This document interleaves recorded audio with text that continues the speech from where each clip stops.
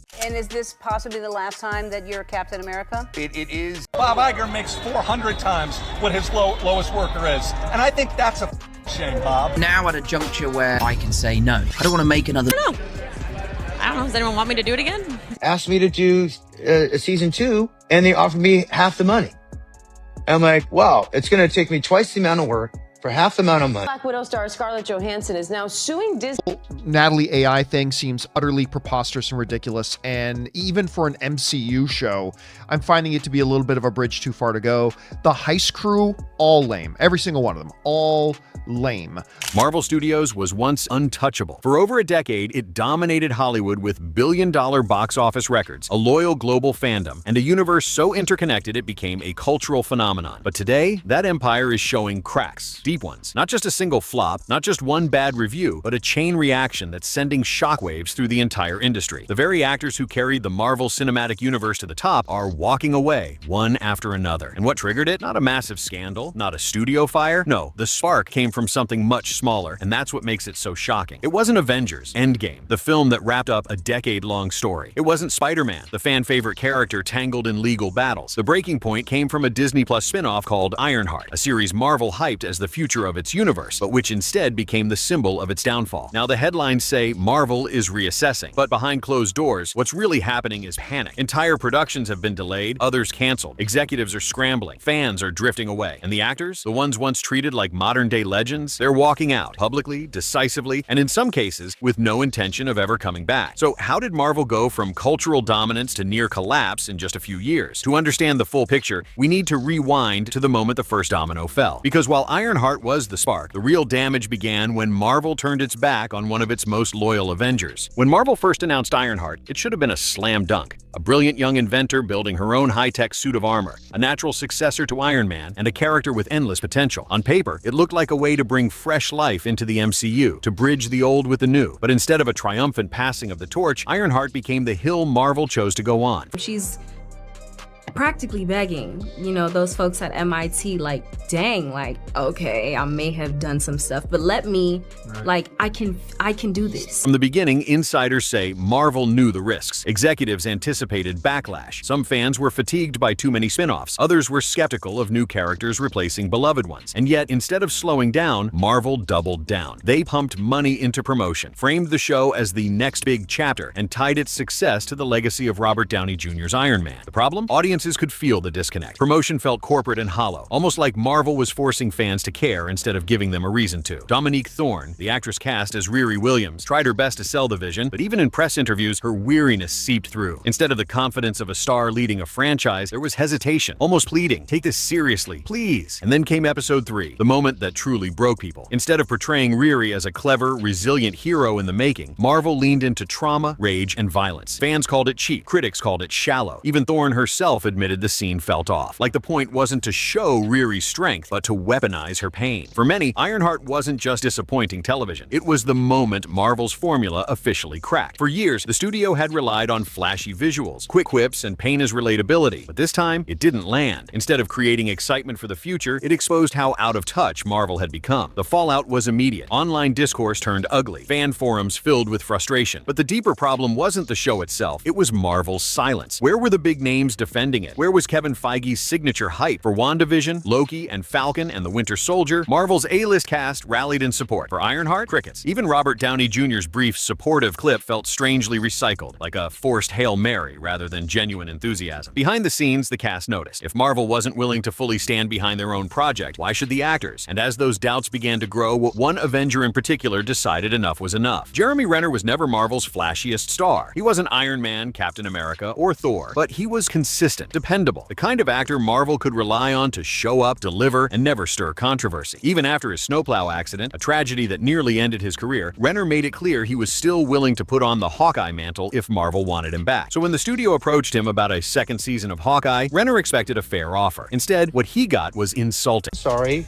why? Did you think I'm only half the Jeremy because I got ran over? Half the pay, twice the work, and nearly 8 months of his life tied up in grueling production schedules. Renner didn't ask for a raise, he didn't demand star treatment. All he wanted was to be paid the same as before. But Disney, according to Renner himself, offered him a deal so low it felt less like negotiation and more like dismissal. And Renner noticed. In his own words, it was an insult offer. He joked bitterly, "Why did you think I'm only half the Jeremy because I got run over?" That kind of comment doesn't just slip out. It reflects something deeper. Resentment, betrayal, a realization that Marvel no longer valued him. He walked. No dramatic press conference, no fiery statement, just a quiet, deliberate decision not to return. Hawkeye Season 2 was over before it even began, and with that, the first domino fell. For Marvel, losing Renner should have been a wake-up call. He wasn't a diva. He wasn't a troublemaker. He was their safe bet, their loyal soldier. If even he was done, what did that say about the state of the franchise? But instead of pausing to reflect, Marvel powered forward, as if nothing had changed. What they didn't realize was that Renner's exit had already sent shockwaves through the cast. If loyalty no longer mattered, if survival itself didn't earn respect, then why should anyone else stick around? And it didn't take long for the next Avenger to start asking those same questions. This time, one of Marvel's most polarizing stars. Brie Larson's journey with Marvel has been anything but simple. When she first stepped into the role of Carol Danvers, also known as Captain Marvel, it should have been a career-defining moment. She was handed the keys to one of Marvel's most powerful characters, positioned as a new face of the franchise right after the departure of Robert Downey Jr. and Chris Evans. On paper, it was the perfect move. A young Oscar-winning actress leading the charge into the next phase of the MCU. But the reality was far different. From the very beginning, Brie found herself at the center of one of Marvel's most divisive fan storms. Online, she became a target for coordinated hate campaigns, criticism that went far beyond her acting. Roasts picked apart her interviews, roasted her body language, and launched personal attacks disguised as fan debate. And while Marvel marketed her as the new symbol of representation, when the backlash hit, the studio went silent. Brie was left to fend for herself. She endured press junkets where every question turned into a landmine. She faced months of online commentary that blurred the line between genuine critique and roasting. And through it all, Marvel's marketing machine, which had happily placed her front and center as a figurehead, offered little real support. That silence left scars. By the time she was promoting the Marvels, the exhaustion was visible. In interviews, her answers were short, guarded, almost weary. One moment went viral when she was asked whether she would continue playing Captain Marvel. Her response? A flat, almost defeated, "I don't know. Does anyone want me to do it again?" That wasn't sarcasm. That was resignation. A woman who had stepped into the role with passion, only to be ground down by years of controversy and abandonment. She wasn't just doubting her future with Marvel, she was doubting whether it had ever been worth it in the first place. Behind the scenes, Brie's situation became a cautionary tale. If Marvel could build up an Oscar-winning actress, sell her as the face of a new era, then leave her isolated the moment things got difficult. What did that say about how much they truly valued their stars? The message was clear. Representation was good for marketing, but when the backlash came, you were on your own. Other actors noticed. The same colleagues who had once been Marvel's biggest cheerleaders began scaling back their enthusiasm. Fans noticed too. The very studio that once championed teamwork and unity on screen had, in real life, left its stars to weather the storm alone. And if Brie Larson, the so-called future of the MCU, was already unsure whether she wanted to return, what hope did Marvel have of keeping the rest of its cast on board? Brie's exhaustion set the stage, but it was Scarlett Johansson who turned that exhaustion into action. Scarlett Johansson wasn't just another Marvel star. She was one of the originals. Her portrayal of Natasha Romanoff, the Black Widow, was central to Marvel's rise. She carried the character through multiple films, anchored entire subplots, and built a fan base that had been demanding a solo movie for years. But But when Marvel finally gave her that film, the rollout became a breaking point. Black Widow star Scarlett Johansson is now suing Disney over the release of the hit Avengers spin-off on Disney+.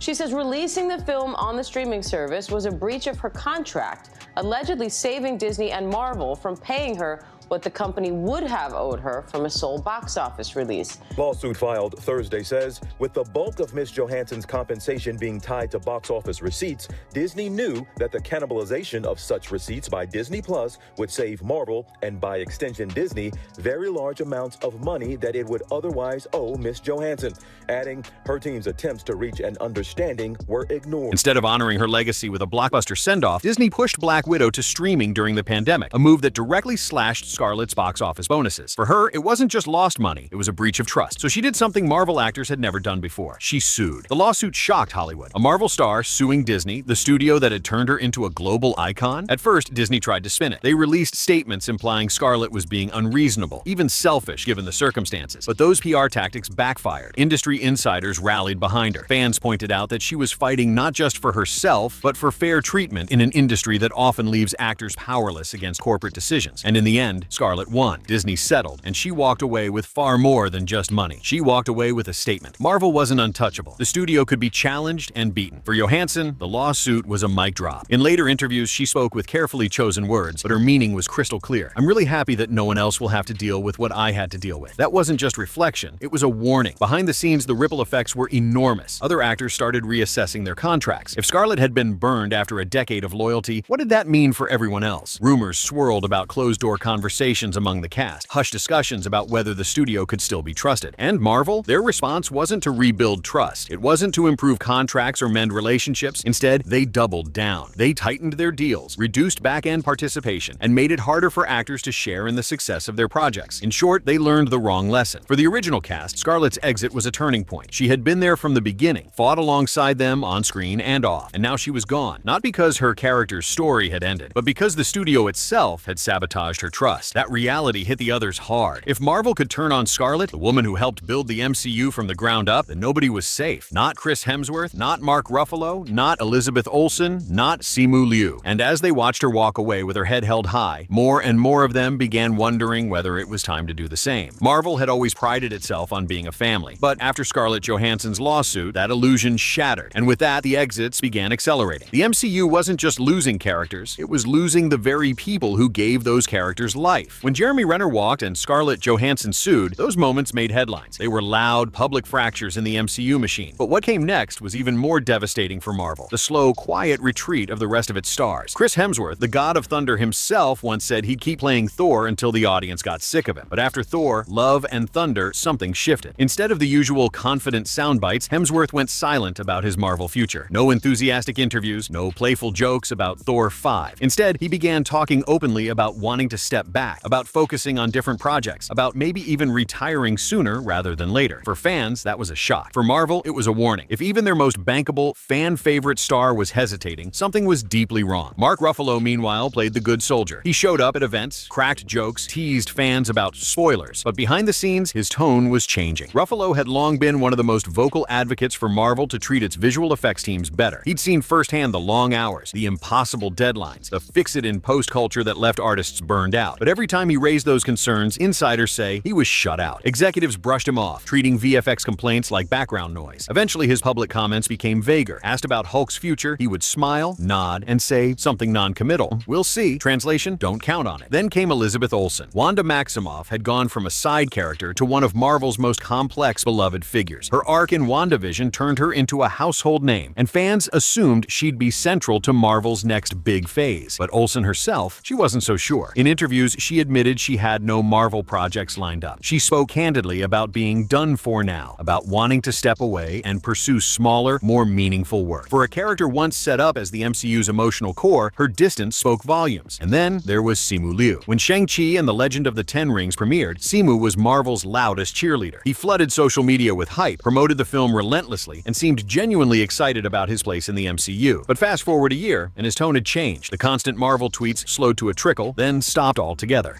The enthusiasm faded. Behind the scenes, rumors suggested he was frustrated with delays, with vague promises of sequels that never materialized, with the sense that Marvel didn't have a clear plan for his character. Individually, these exits and hesitations might have looked like normal career choices, but together, they painted a clear picture. The MCU wasn't just losing stars, it was losing their faith, and it wasn't just the actors. For years, Marvel's visual effects teams had been grumbling about impossible workloads, but by 2023, the grumbling turned into revolt. VFX artists went public with explosive claims. Marvel was the worst client in the industry, demanding thousands of shots on impossible timelines, then forcing endless revisions while refusing to pay fairly. Anonymous testimonies described soul-crushing hours, fear-based culture, and nightmare deadlines. What made it worse? These workers weren't exaggerating. Entire projects, from She-Hulk to Ant-Man and the Wasp, Quantumania, showed the strain. Scenes looked unfinished, effects sloppy, all because the people behind the curtain were being pushed to the brink, and just like the actors, they were done. By the end of 2023, reports surfaced that VFX workers were trying to unionize, a move that could permanently change how Hollywood handles visual effects. For Marvel, this wasn't just a labor issue, it was a public backlash. The same studio once celebrated for pushing cinematic boundaries was now known as the industry's biggest villain. The picture was clear. Marvel wasn't just losing its stars, it was losing the trust of the people who built the MCU from the ground up. And if that wasn't bad enough, the final blow came from the man who started it all. For over a decade, Robert Downey Jr. wasn't just Iron Man on screen, he was Marvel's anchor off-screen. Insiders often described him as the big brother of the MCU, the mediator when tensions rose, the motivator who kept morale high, the star who reassured others that Marvel was worth it. If Kevin Feige was the architect, Downey was the heart. So when trouble started brewing after Ironheart, everyone assumed Downey would step in. That was his role after all. But this time, something changed. It began with a clip. I couldn't be happier than to be seeing you bring Riri Williams to life. Iron Man loves Ironheart. During Ironheart's press tour, a video suddenly appeared of Robert Downey Jr. praising Dominique Thorne, welcoming her as the heir to Iron Man's legacy. Iron Man loves Ironheart, he said. On the surface, it looked like a passing of the torch, but insiders quickly revealed the truth. The clip wasn't new. It wasn't something Downey recorded for Ironheart. It was an older, unaired promo, repurposed without his consent. When Downey saw it, he was furious. Not at Thorne. By all accounts, he respected her, but at Marvel itself. For him, this wasn't just a marketing slip-up. It was a betrayal. They had taken his likeness, his words, and framed them in a context he never agreed to. It wasn't just about a promo, it was about trust. And for Downey, that was the final straw. According to multiple insiders, after that moment, he stopped returning Kevin Feige's calls. The man who once defended Marvel at every turn, and who had acted as its quiet protector, was done. Not publicly, not with dramatic headlines, but with silence. And for Marvel, that silence was deafening. Because if even Robert Downey Jr., the face of the MCU, the one actor most associated with its rise, had stepped away, then the brand wasn't just in trouble. It was collapsing. This wasn't speculation. Marvel executives panicked. Downey had always been their safety net. His presence, his support, his endorsement kept the machine running. Without him, there was nothing left to hold the crumbling empire together. Think about it. Downey started this universe with Iron Man in 2008. He helped carry it through every major crossover, every billion-dollar hit. By Endgame, he wasn't just a character. He was the soul of Marvel's entire story. And now, even he was gone. Fans could feel it. The magic wasn't just fading, it had already disappeared. Marvel wasn't Marvel without its heroes. And if the original Iron Man didn't believe in the brand anymore, why should anyone else? For years, Marvel relied on the illusion that their empire was indestructible. But Robert Downey Jr.'s quiet departure shattered that illusion. The man who once saved the world on screen had just delivered the studio's dangerous blow off screen, and Marvel executives knew it. That's why in the months that followed, they made the most desperate move yet, hitting pause on everything. When Robert Downey Jr. walked away, Marvel lost more than just a star. They lost the symbolic heart of the franchise, the one person whose presence could reassure fans, actors, and even executives that the MCU was still on track. Without him, the illusion shattered, and that's when Disney did something it had never done before with Marvel. It hit the panic button. In late 2023, reports started trickling out that Marvel had quietly paused nearly all of its major projects. Blade, already stuck in production hell, was delayed again. Avengers: Secret Wars, once teased as the massive climax of the new saga, was shelved for retooling.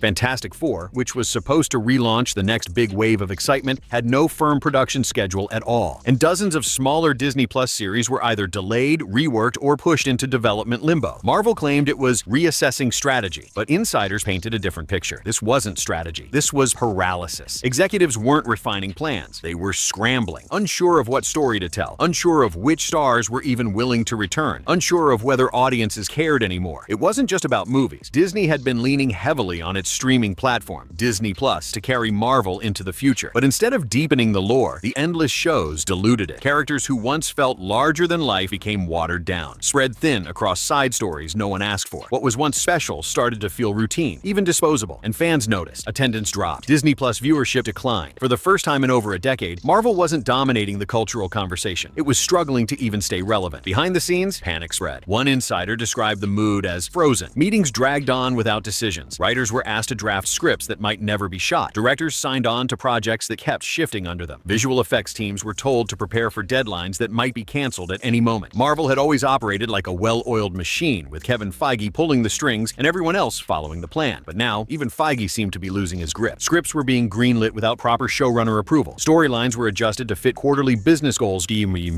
rather than creative vision. It wasn't a cinematic universe anymore. It was a corporate committee experiment, and it showed. The cracks became obvious to the public. The once unstoppable MCU, the studio that had turned superhero films into billion-dollar juggernauts, was suddenly delaying, canceling, and retreating. Every announcement felt less like excitement and more like damage control. And this is where the irony hit hardest. For years, Marvel's greatest strength had been its momentum. Even if one film underperformed, the next one was always ready to reignite hype. But now, that momentum was gone. Instead of building excitement, every delay fueled speculation. Every cancellation screamed instability. To fans, it looked like collapse. To insiders, it felt even worse. Because the real problem wasn't the projects themselves, it was the broken system behind them. And that brings us to the final piece of the puzzle. The bigger problem Marvel doesn't want you to see. Marvel wants fans to believe its current slump is just a phase. Too much content, not enough focus, maybe a rough patch in storytelling. But the truth runs deeper. This isn't just about bad scripts or poor box office numbers. This is about broken trust. For years, Marvel's golden formula wasn't just the interconnected universe or flashy effects. It was the relationship between the studio and the people who made it possible. The actors, the writers, the directors, the crews. Marvel asked them to commit for years, to sign multi-film deals, to sacrifice time and energy for the sake of something bigger. And for a while that worked because there was trust. The cast believed Marvel would take care of them, that they were part of something historic. But that trust has eroded. Jeremy Renner was offered half his worth after nearly losing his life. Brie Larson was left to face years of roasts without support. Scarlett Johansson had to sue just to get the contract she was owed. Visual effects teams were crushed under impossible deadlines. And Robert Downey Jr., the very man who started it all, had his likeness used without consent. Individually, these might sound like isolated controversies, but together, they reveal a pattern. Marvel stopped valuing the people who built its empire. Even the way contracts change tells the story. Back during Iron Man 1, Downey earned a modest $500,000. But with risky back endpoints, his paycheck ballooned into tens of millions once the film became a hit. Marvel rewarded him for success. By Endgame, he was taking home over $75 million, and everyone knew he'd earned it. So naturally, fans assumed Marvel would repeat that approach with its new stars. But instead, the opposite happened. Newcomers like Dominique Thorne were given flat fees, minimal incentives, and little creative support. If the show succeeded, great. If it didn't, too bad. There was no upside for the talent, only for the studio. The same went for writers. Insiders say scripts for Disney Plus series were often greenlit before showrunners had even finalized their visions. Executives inserted plot beats to satisfy quarterly business needs, not storytelling. The result? Shows that felt hollow, formulaic, and emotionally weightless. Marvel thought the brand alone could carry the weight. But audiences are smarter than that. They know when something feels authentic, and they know when it feels manufactured. Ironheart wasn't a failure because audiences hate new characters. It was a failure because it exposed just how hollow Marvel had become. And here's the devastating truth. The MCU doesn't have a villain problem. It doesn't have a fan fatigue problem. It has a trust problem. The actors don't trust the studio. The crews don't trust the studio. And increasingly, the fans don't trust the studio. That's not a creative slump. That's a collapse. The Marvel Cinematic Universe was once built on heroes who believed in something bigger than themselves. But behind the scenes, Marvel stopped practicing what it preached. They treated their own people as replaceable, their fans as guaranteed, and their stories as just another quarterly product. And now, the illusion is gone. Marvel once asked us to believe in heroes, but the real question is, who's going to save Marvel from itself?